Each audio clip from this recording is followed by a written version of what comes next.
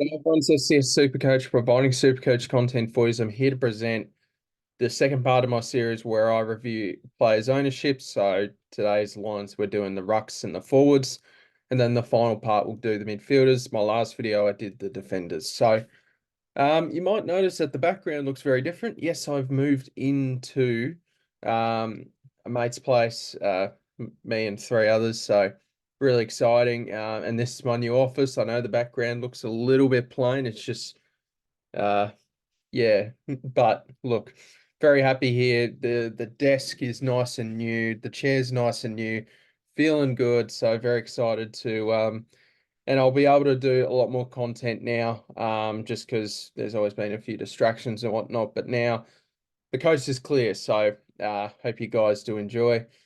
Me and my new office. So yeah, let's get into it. Hopefully the Wi-Fi is all good. There was no issues in my last place besides when I tried to get people on, but so hopefully it's smooth sailing now.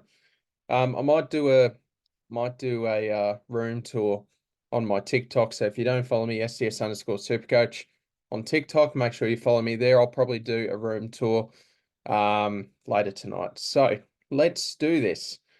Look, we start right up the top. Look, last time the 1% ownership likes took far too long. So I think I'm just gonna review the 2% and over personally, just because we got to get through two lines here. We'll go with Brody Grundy here, though. 66% is massive, but obviously does present value. It's just whether you think, um, is he back? You know, he should be the solo ruck. So it's just whether you think if he's washed or not. I think he's got another good couple of years in him if he stays all clear with injury. So I'd say this is valid being at 66%. I don't think any overs and I don't think any unders. So I think this is just about right. Max Scorn, a lot of people seeing value in this as well, 583,000. And fair enough, we knew the days of him being starting over 700k uh, as a starting price, and that's just pretty mental. So we do know what he's capable of. He is a little bit older now, so do keep that in mind. Will he play all 23 games? I'm not 100% sure about that, but we do know that his ceiling is massive when it comes to being the solo ruck. So going back to the world, probably for the last time, Gordon Grundy seems to be a very popular option. So 50%, that seems just about right as well. Finbar Marley, I just think this is overs just because I think Cohen Livingston, if you're going to run a R3 loophole, I'd be going Livingston. To be fair, I don't think people should be starting with an R3 loophole to start with. I think they should be going for any cheap ruck that plays. And so yeah, I'm calling this overs for Finbar Marley. If you're going to start a R3 loophole, I'd go with Livingston. We're going to go with Luke Jackson here. So this is 19%. I think this is overs. I think in the match simulation last night between West Coast and Freo, Luke Jackson spent 22% in the ruck, which I don't think is very good. They're trying to have him more as a forward.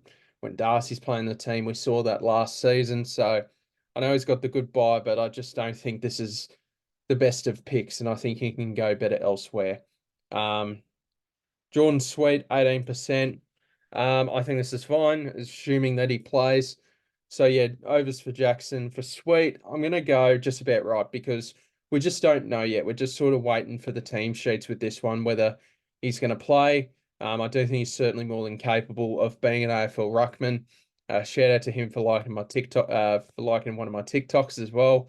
Him being one of my favorite value picks. So shout out to him. That was a few weeks ago now, but yeah, I still stand by that. If he can just be the solo ruck, then he's going to present great value for us in SuperCoach because his VFL numbers were just massive. So he deserves another opportunity in another club.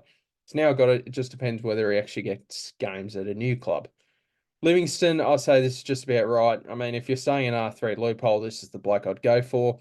West Coast have a lot more Sunday games, so that's where I'd go. Sam Naismith. Now, Adam Uze did say during the week that he's in consideration of playing in round one, so that it's very interesting to hear. So, but it's just whether, I mean, ahead of Nankervis, I'm not too sure. I haven't seen much of him play down forward, so unless Nankervis got hurt, I just don't see a world where Naismith gets picked, but could be wrong there. I'm going to say this is, to be honest, maybe a little bit unders just because Adam Uze literally said that there's a chance he could play. So keep that in mind. Tim English at 10%. I think this is just about right. Not too many people are going for Tim English.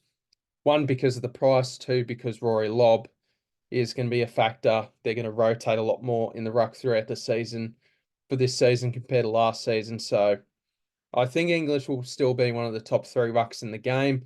It's just whether he can have the same output this season, which I don't think he can. Well, Nathan Kruger, 7%. I think this is overs just because I just don't see him playing. Like, whenever he has played, I've never really seen much in him as an AFL footballer, unless they think he can be that sort of mixed stay replacement. I just don't know. Rowan Marshall, 7%. I think this is unders. I think if Gawn or Grundy did get hurt during the preseason, I would go for Rowan Marshall to be my other ruck. So I think he's a very sneaky dark horse here. Solo ruck, still going to perform amazingly. There seems to be no red flags. I've said he's solo ruck. He's in the prime of his career. I just think this is a perfectly fine option. Plus, doesn't have the early buy. Sherry, I would say this is just about right. I think people have the right to be a little bit wary of this pick, just because if it does fail, it's really tough to go up from this pick, like to go up in price to upgrade him, or you just downgrade him. It's a bit of a middle of nowhere sort of pick with this price. Just spend an extra 70 grand and got Grundy, but I can understand people might be going Sherry and Grundy. So yeah, I personally don't have the balls, but this could be the Jared Witts 2.0 pick that we don't expect. I mean, it looks like he's going to be solo ruck. So he's an interesting one. I'll say this is just about right. Toby Conway, can he get ahead of Stanley? I'd say this is just about right, just due to the cautious approach that Geelong have with these younger players, just really making sure they're fully ready to go before they fully explode. So yeah, I'd say this is just about right. Archer Reed, 3%. I think he's injured, so probably overs there. Tom De Koning, 3%. This is overs. I prefer Sherry, where he's going to be the solo ruck. De Koning, 4K more expensive, and there's every chance he's going to be playing with Pitternet. Witt's very sneaky pod, but I can understand he's getting a bit older now, so a bit harder to justify this pick these days with Witsy, but you could go there if you like. I'd say this is just about right. Darcy Fort, 2%, big overs. I just don't think he's a ruck we should be picking. Mason Cox overs. Briggs, I'm going to go unders. I know he's got the early buy, but gee, he could just go big again, and he averaged 109 basically. And solo ruck once again. I think this is a very sneaky pick as well. So I don't blame people going this way with Kieran Briggs, but I think Gawn and Grundy certainly present more value. But to some extent, I reckon Briggs presents value. Max Heath overs. I just don't think he plays. And Sam Draper definitely overs. Not even sure if he's going to be ready for round 1. So I'll happily give that a pass. So whoever's got Draper in their team, I would personally drop. I prefer Sherry than Draper and De Koning. All right, let's move into the horrific forward line. We got Harley Reid, where everyone is scared. Everyone's massively scared of Harley Reid. Look, in my opinion, I just wouldn't overthink this. I think you go with Harley Reid. Are you willing to bet against 74% of the competition? That's my question. You can answer that yourself. I'm personally not going to be taking that risk. If it pays off, then the 26% are laughing. But if you don't, this could just totally stuff you. So, nah, can't see a world where I don't pick Harley Reid unless he doesn't get named. Sean Manor, 54%. I reckon it might be slightly overs because he's not fully guaranteed to play. I can understand why people are going for him just because mature aged, that sort of thing, but there's no guarantee for him to play. So let's just keep that in mind there. So it wouldn't surprise me if he's one of those picks where we have to adjust and get him out of our side. So just keep that one in mind, but does show good signs. Sam Flanders, I think this is even unders. This is realistically just about the only premium where I go, okay, I feel safe picking this bloke because I'd be shocked unless he got injured if he wasn't a top 6 forward. I'd just be shocked. I know he's got the early buy. Who cares? You just got to pick him. So this is unders for me. Should probably be at like 65% ownership in my book. Darcy Wilson, once again, in the preseason game against the Bombers, showed a lot of good signs, had about 10, 15 touches, strong overhead. I really like this kid. I think this kid could be another Ollie Hollands and at a much cheaper price. So, yeah, I'd be picking him in the forward line or on the bench. Probably not a bloke on field, but I'd put him somewhere on the bench. Nat Fyfe has skyrocketed 43%. Last time I checked, he was on 37. So, he's playing mid. He's looking really good, which is massive, which is a big, big tick. Good on Fifey. Uh, I'd love to be picking this man one last time before he rides off into the sunset. I don't think this will be his last season just because of his contract, but just an absolute champion of the game. And if he's playing midfield, then I'll put faith in him. I'd say this is just about right, though. I think 57% are going, you know what? I'll give this a bit of a pass because I just can't trust Fife. And fair enough. And 43% are going, if the role's there, he hasn't had any injury troubles, we're going for it. Finlay McRae at 41%. I think this could be overs.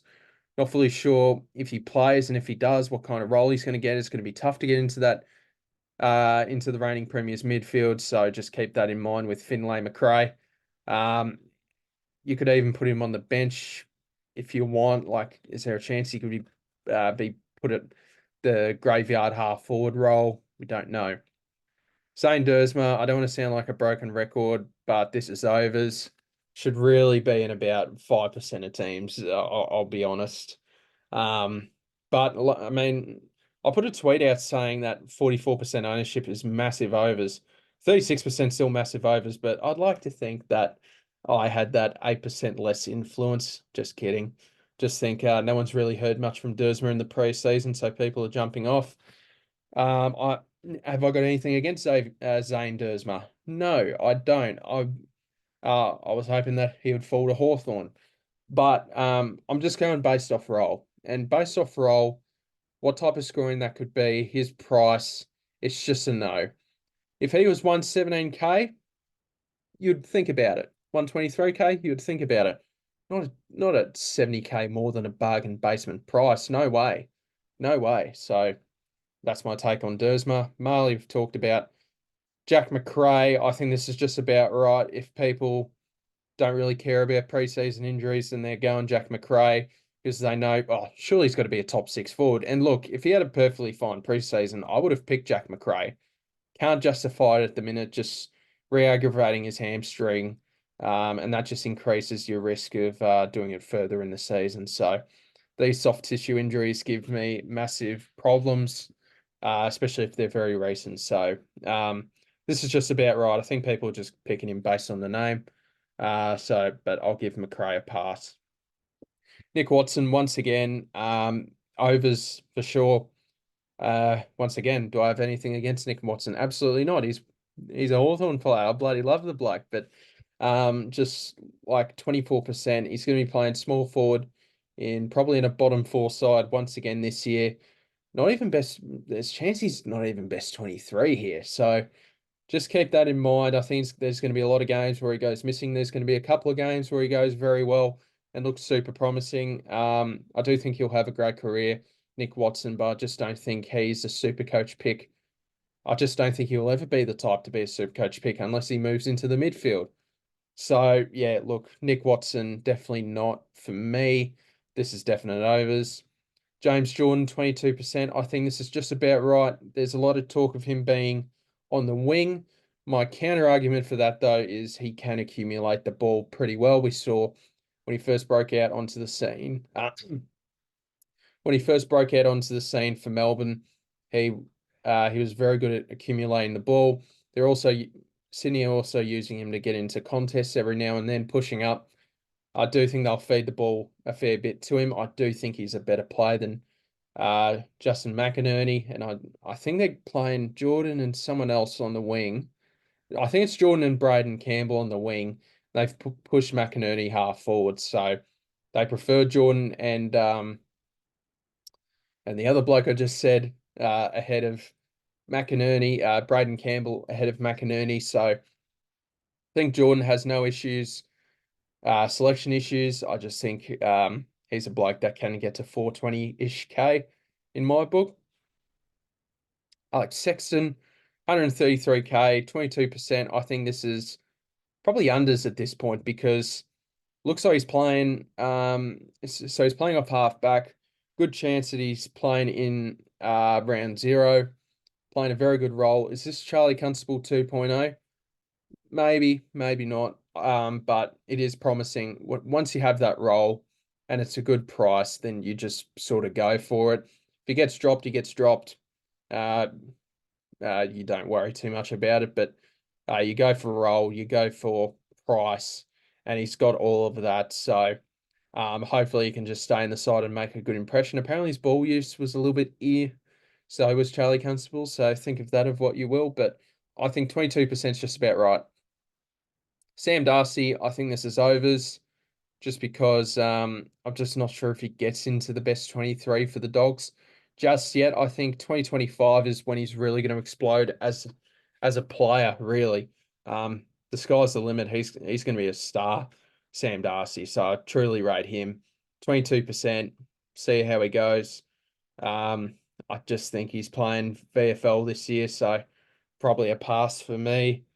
Luke Jackson, I've talked about him. Jack Billings, I think this is unders. I think he can be that with all these Melbourne blokes going down. I think he can be that high half forward pushing into the stoppages sort of player for Melbourne.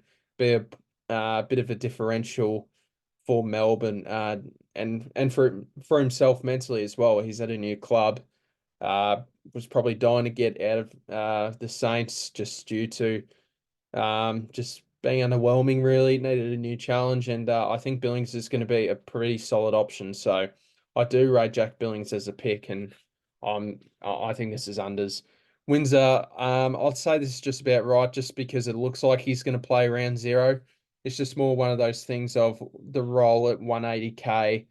I prefer Darcy Wilson to him. Just not 100% sure about what his scoring capabilities are. Is he I don't think it's a role you'd like to have on field. It's very similar to what Darcy Wilson's will be. So I'll give that a skip personally, but I'd say the ownership's just about right. Harm's just about right again. Not really sure. Not really convinced that he's going to be playing full time. Not full time mid, but I'm skeptical if he's going to play any midfield time at all. Really, I just think there's better options in there. I think he's going to be one of those role players like Anthony Scott, Lockie McNeil, one of those types. Oscar Baker. I think he's going to be one of those type of players for the Dogs. Just don't see him getting midfield time at all, and I think it's just going to be a half forward sort of type. So no, I think this is the ownership's just about right, but not my kind of pick. Caddy might be slightly overs. There's no guarantee that he's going to play, even though it looks like he's going to play. Very talented player, but I just don't think I would be going there. Not my cup of tea. First year key forward doesn't exactly result in ground groundbreaking scores. So I'd say this is just a bit overs. Cadman, I think this is just about right now. I do think he's a better option than Caddy. Still haven't got Cadman in my team. I mean, he's had a full AFL preseason now. Prize #1 draft pick. I think he's going to be an absolute star of the future. Whether it's gonna for him to break out this season or near future, I'm not too sure. So I think I'll give Cadman, unless we get any disaster results with the forward rookies, then probably give Cadman a pass. Adams, I think this is just about right. I can see the appeal with potentially getting a bit of mid-time back in AFL level now that he's joined the Swans after leaving Collingwood, where he's just been sort of left on the outer a bit. If Sydney can get his body right, I still think he's got another year or two left in him of being a quality midfielder, a quality CBA midfielder. So Yeah, if he didn't have that early buy, I think he would be a lot more popular. Charlie Lazaro, I think, is just about right. Not sure if this mid roll's really going to hold up at AFL level come round one. But it looks like he could potentially break out this season finally as a player. So 11%, I think this is just about right. So that's my thoughts there with Lazaro. He's been playing a little bit of midfield, showing good signs, but just whether when the whips are cracking, whether he's actually going to get in there or is he going to be that maybe that half forward that pushes up into the stoppage, that sort of thing. Shy Bolton, 10%. I'm going to call overs on this. I think his scoring's a bit far too inconsistent for my liking. Looks like he's going to be playing more forward as well, so I'm not a massive fan of that. So I think this is overs for Bolton. Toby Green, 10%. I think this is probably overs as well. Gets a year older, not really a super coach kind of player. Could be top six, but there's going to be inconsistencies as well with these two. So look, probably overs for Toby Green. Dusty, I prefer Dusty to Shy Bolton just because he's spending a bit of time in the midfield now. Does have that early buy, but I do prefer Dusty to Shy Bolton just because of that. And apparently he's looking really good, Dusty. He's only missed a couple of training sessions. But yeah, so maybe a real pod you could go after. Kynan Brown, probably overs. Don't really know if he gets a game. I think that's Nathan Brown's son. Not really sure if he's fully ready. I know he showed good signs against Richmond, but is he really going to get in? Not too sure. Cooper Simpson, I'd like to see more footage. I think this is just about right because there's a chance he could be playing round one, but it looks like he could be more of a forward pocket sort of bloke. So just a wait and see on him. Curnow, overs, key forwards, you know the story. Far too inconsistent. Talked about Kruger. Sardis, just not sure if he's best 23. Um, and what type of role he's going to get. I'm pretty convinced he won't be playing midfield, inside midfield. I think he's going to be playing wing or half forward. Apparently his kicking's gotten a bit better, but it's still a little bit dodgy for my liking. So yeah, nah. I think this is just about right when it comes to ownership. Zach Fisher, just about right, like two hamstring issues. Um, you got Sheasel and McKercher using a lot of the ball down back. How well is he going to score with those two in the team? I just don't think he's a very good footballer. So this is probably just about right with ownership. But I guess if he had a fully healthy preseason, I would have picked him. Rawlinson, I think this is overs. Don't really see him playing. Tom Lynch, 6%. Well, he's out. He's He's out of round zero, so I think that's bad enough of a sign that so this is definitely overs. Caleb Daniel, I think this is maybe unders just because there's a little bit of something with Caleb Daniel. Could be playing midfield, could be playing down back, but there's also the thing of him just being a Mr. Fixer bloke and him just playing everywhere on the field, and that can result to inconsistent scoring as we saw last season. Jeremy Cameron overs, starting to get up there in age now, and key forward, so no. Reef McInnes, bargain basement price, maybe, but I just don't think he's best 23. I think they're going to go with Ash Johnson over McGuinness for that McStay replacement. Rowlands, probably overs here. Walter overs, he's out for the first few rounds. He got injured. Humphrey overs, he got like 3 CBAs out of 28 in the match sim against Brisbane. Wouldn't be going there. I think we're going to see a pretty similar output for Humphrey. Bruce Revel probably got the best hairdo in the AFL, but I just don't think he's a super coach. There's any super coach relevancy. Laurie, haven't seen enough. So Humphrey, I'm going to go probably overs, just about right. Laurie, probably just about right. Just need to see a bit more in the next practice game against Carlton. Granger Barras overs. He's out for 12 weeks with turf toe. Larkey overs, key forward. I know he's a very good player, but no. Archer Reid, I think we reviewed him. Jai Cully, chance he could be playing round one, but probably not. Whether they're going to play him in the midfield, less enough soldiers go down for the Eagles, and maybe he will, but I'm going to call probably a little bit overs. Emmett, I'm gonna say unders. It looks like he's actually gonna play round one. He's a mature age player. Played a couple of games last year, showed some good signs. Averaged 81 for his 2 games, so that's a good sign. 182K. I think this is unders. You could do worse. Looks like Fantasia's going to play round one for the Blues. At 3%, I reckon this is just about right. Like he's going to be a small forward with massive injury risk, so probably one you don't go there. Liam Baker, I'm calling massive unders on. Looks like he's going to be playing a bit of midfield this season. I do think that's the sort of bloke that Richmond need, that real hard-nosed sort of, he's like one of the bravest players in the comp, Liam Baker. So contract, final year of his contract as well. It genuinely wouldn't surprise me if he ends up being a top 6 forward. Like I think his time's ready.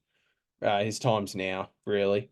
Ginnivan overs small forward at a bad team. Nope. I think they're picking him based on the name there. Zach Bailey, just don't think he's ever going to get into that midfield role for the short term. So this is probably just about right.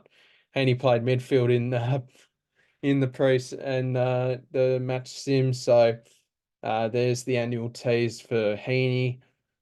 Just about right, I guess. Rankin played a bit of midfield.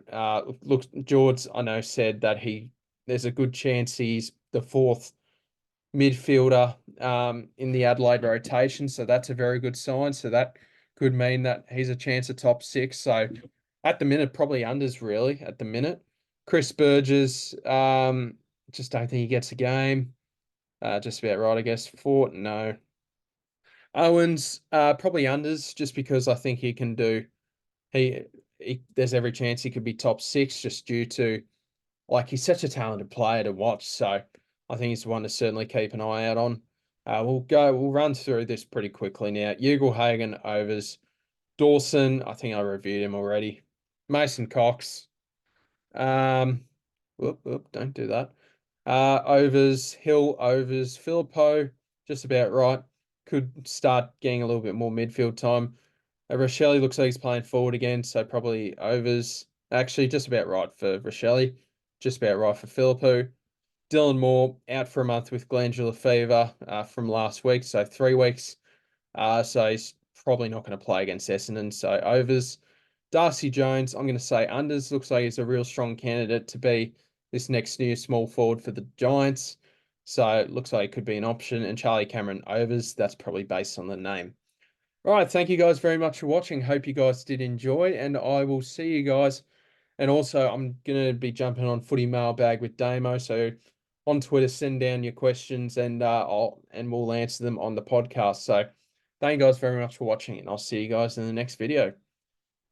Have a good night, guys. See you later.